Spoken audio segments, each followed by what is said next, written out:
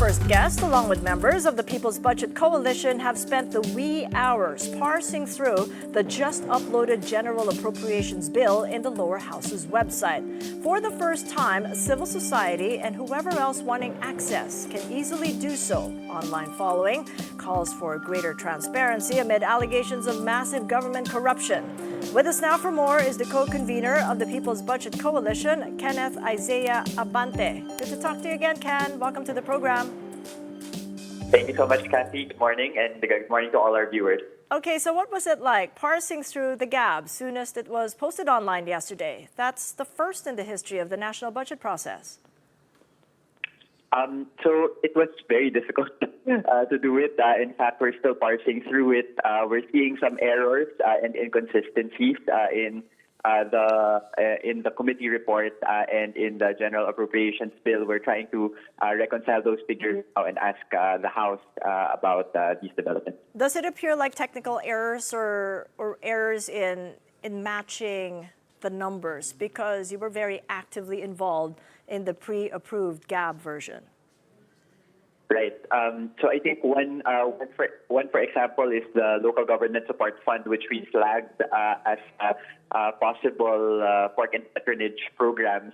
These were high at around, in the committee report, around 70 billion, but it seems that it went down to around 20 billion. So we're trying to reconcile those amounts, Kathy. We think it was mislabeled as the allocations to local government units, and these are things that we really need to check with the House. So labeling is an issue. To what would you attribute that?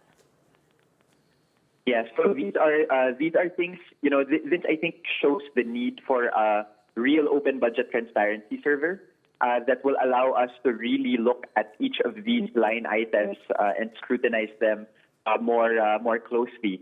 So, for example, our new calculations for the conservative amounts of pork or patronage in this new budget is now at around 256 billion.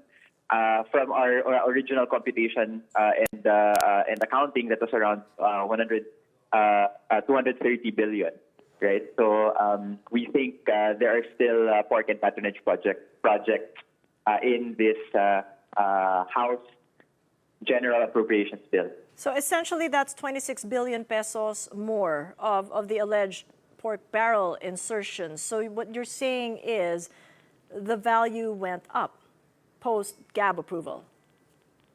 That's right. Kathy. And unfortunately, the things that we had flagged as pork projects, and we define pork as projects that will, still need people to beg politicians in order for us to get the social services that we actually deserve, and we should get them automatically. So, for example, the DSWD assistance to individuals in crisis situations at around 59 billion. The Dole Tupad program, around 22 billion. The medical assistance to indigent and financially incapacitated patients, that's around 49 billion. These programs are the ones flagged by budget watchers as needing, guarantee letters. You need to get guarantee letters for politicians in order for you to get them. What effectively happens in these programs is that people in Congress have effective control over who gets the money and how much the money is. So that's actually already been prohibited by the Supreme Court in their pork barrel or PDAF rulings quite a few years back, and we think that these practices are still in this budget. It robs the people of our dignity, Kathy. Yeah, let's get a visual of that. Let's pull up what is posted online. As you said, it was difficult, but this is the first in history that it's ever been done so. With what we know now, what can we learn that we can share with the Senate as the deliberations begin? Great. So what we're calling for, including the cardinals and the bishops and business leaders and civil society leaders, Kathy, is we really need to remove these pork and patronage projects that conservatively are around 250 billion. If you include all of the other flaggable items that goes to up around 450 billion. I'll share more examples from what we flagged, Kathy. That includes confidential and intelligence funds. That's around 9.8 billion. To be fair to the House, they reduced this amount by $1 billion.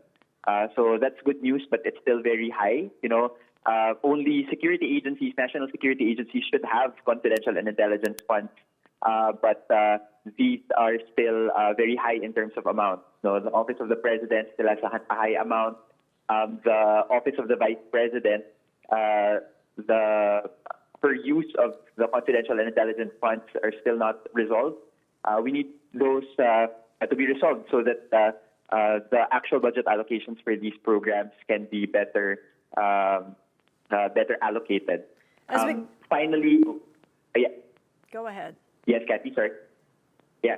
So that also includes the NTF LCAP support to barangays.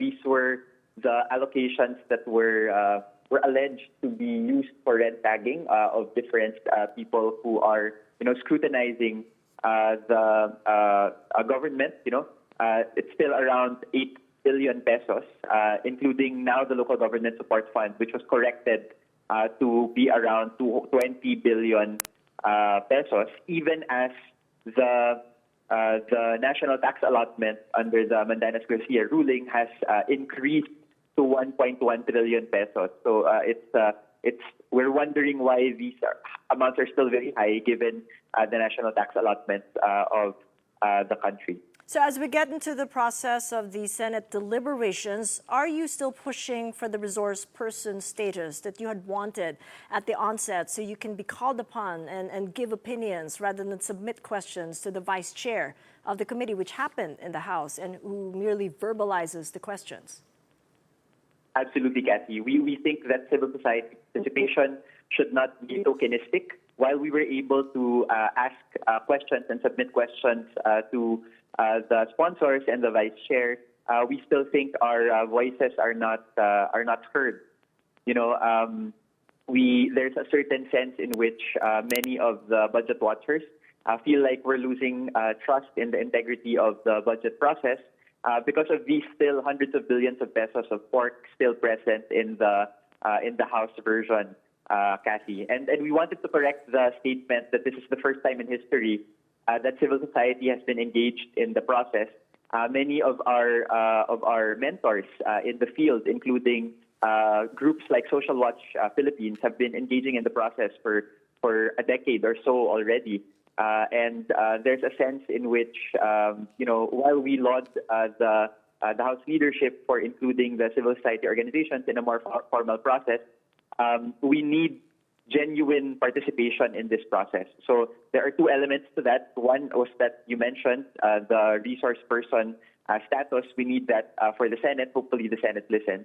And then the second is we need better transparency in order to deepen our participation, because many of the, even congressional staff and the civil society organizations like us spend days really looking at each of these specific line items, comparing across thousands of pages, where we think this process can be made easier through an open budget transparency server. And in order to show that it's indeed possible, we worked with civic tech volunteers in BetterGovPH to actually do a proof of concept, meaning it's already online, Kathy, and our viewers can actually look at some of the changes that have been done over the past 6 years between the executive proposal in the NEP and the final General Appropriations Well, Act. that's exactly what I thought we could do. Just look it up, go online. But I did have a difficult time looking for it last night, to be honest. Right. You talked about the transparency server. How does that look like then? I mean, what would you want the senators to embrace as they deliberate on the budget? Yeah, imagine, Cassie, one of the reasons why our trust in the election process has increased over time is the fact that people can, investigative journalists, monitors can actually look at the election server, similar to how vote tallies are reported by media during election day. So that's a very similar platform that we want also for the budget. We already have a proof of concept. So imagine like looking at for example, the line item on the unprogrammed appropriation, which is a key issue now, right? You will see how it evolved from the point of agency submission to the committee report in the House, to the general appropriations bill in the House, the committee report in the Senate version of the bill, the BICAM version, the presidential veto, and then the final law. Comparing across all of these different pages, as you mentioned, Kathy, you tried doing it.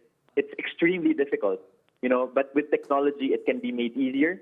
And what the senators and the House leadership need to do is to share with us machine-readable files, meaning Excel files or comma-separated values files, with identifiers, unique project identifiers, which are already present. This is already technically feasible, and we'd love to have a meeting with both the House and the Senate leadership to make this possible. We think it's possible. We already have the technology.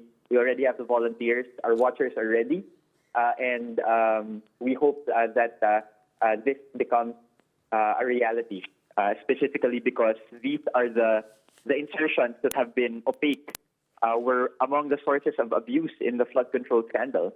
For us to remove one of the sources of abuse, we need the server. Okay. All right. Well, a lot more work to do, but thank you so much for making the time. Ken Abante of the People's Budget Coalition.